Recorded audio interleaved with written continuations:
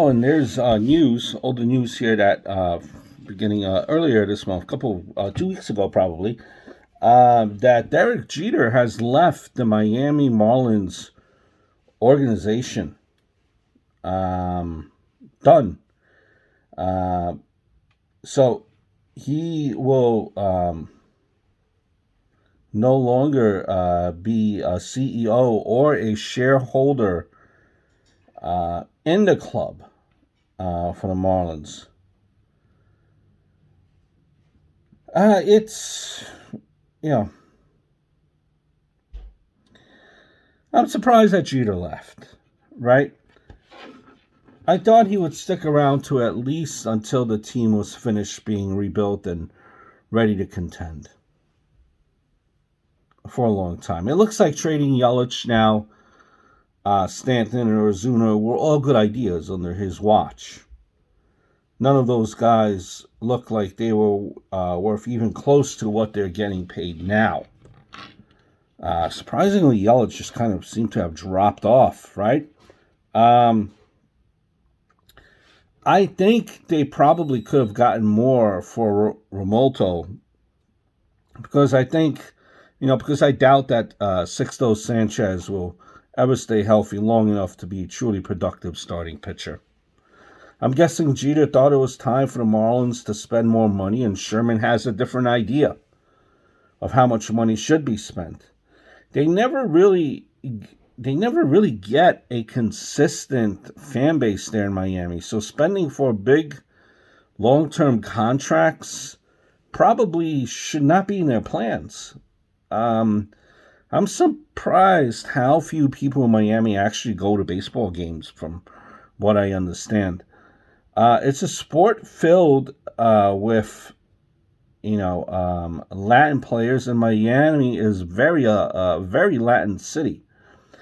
The stadium is also new, so you would think there would be a ton of serious Marlins fans at games every day, and the Marlins have been around in Miami for how many years now? It seems like they show up during the few years the team had deep playoff runs.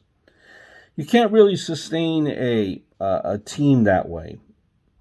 They all need a base of diehard fans that love the team, that support them, even if they are not being heavily favored to be in the World Series every single year.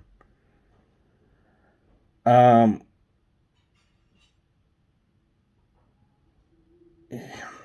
what else can you say? Um, it's listen. I guess Jeter wasn't paying the bills in a sense. Sherman was. Jeter probably isn't making player decisions. I think that's what he hired Kim NG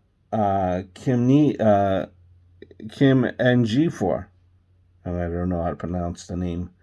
Kind of seems like Jeter's main job was to be a figurehead and hire someone like Kim to do the other work.